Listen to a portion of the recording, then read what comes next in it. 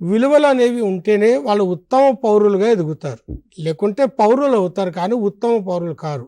దానికి భాషావాచకం దోహదం చేయాలి. కాబట్టి ఆ విలువల్ని దృష్టిలో పెట్టుకొని వివిధ ఇతివృత్తాలతో ఈ పాఠాలు పెట్టాలి అనే ఉద్దేశంతో ఇవి చేయటం జరిగింది.